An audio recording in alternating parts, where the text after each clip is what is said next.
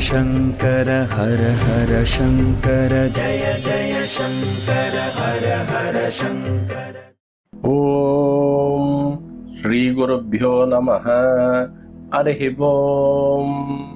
अपार करुणा सिन्धुं ज्ञानदं शान्तरूपिणं श्रीचन्द्रशेखर गुरुं प्रणमामि मुदान्वहम्। श्रीगुरुचरणारविन्दाभ्यां नमः। Deivathin Kural, Voice of God, First Volume, Chapter 2, Advaitam, and today's topic, Advaitha and Atomic Science. So long as there is human life, there will be desire, sorrow, fear, and enmity. To get relieved of these is moksha.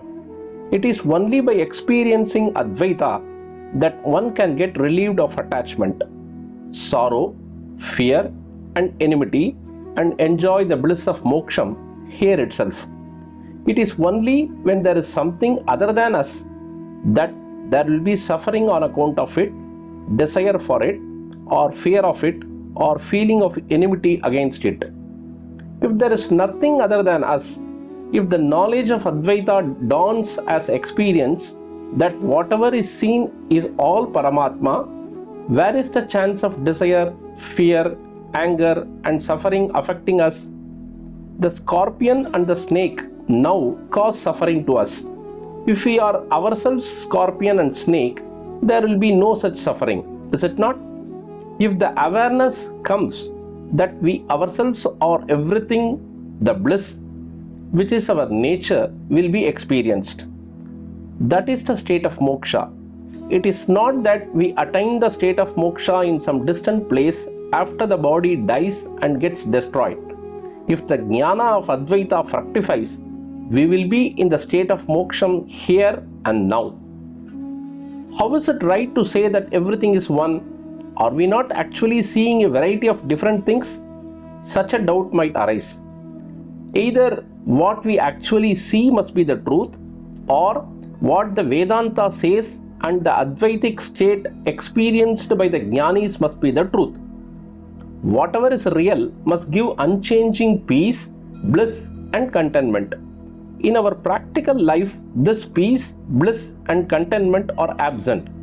This experience is found only in Advaita, which the Vedanta speaks of. It is only the Jnanis who experience this state, who are not afflicted by suffering and mental agitation that affects other people, but are always in a state of bliss and contentment. Does this not show that the Advaita, which says that everything is one, is the truth? We see so many things in our dreams. What happens to all that when we wake up? Only the person who dreamt remains. Similarly, this world is also a dream. When we get cured of illusion and wake up to the state of jnana, we can experience that Paramatma alone remains. Modern science has clearly accepted that although objects of the world appear as many, it is one basic thing alone that has become many. About 50 years back, science held the view that all things are made up of 72 elements. It was also the view that each of these elements was different from the other. But now, with the growth of knowledge about atoms, scientists have established that even the elements are not different from each other, but are the manifestation of the same energy. Modern science says that matter and energy are not different. Therefore, science also expounds the truth of Advaita.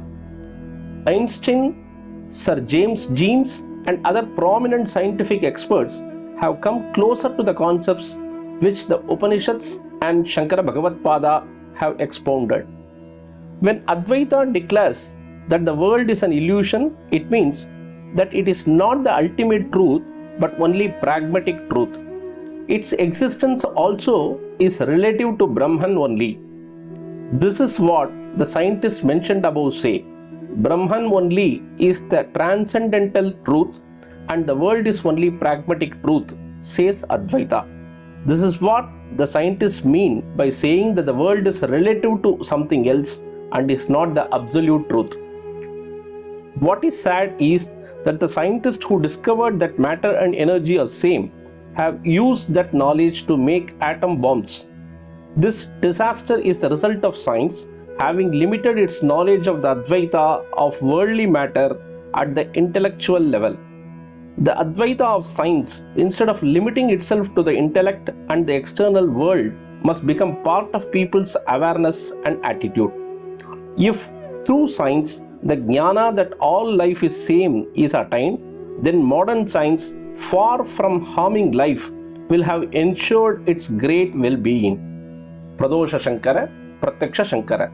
தென்னாருடைய பெரியவா போற்றி, என் நாட்டவர்க்கும் இறைவா போற்றி, சர்வஜ்ஞா சர்வவ்யாபி பெரியவா சரணம், மாயப் பிறப்பருக்கும் மகாபெரியவாடி போற்றி.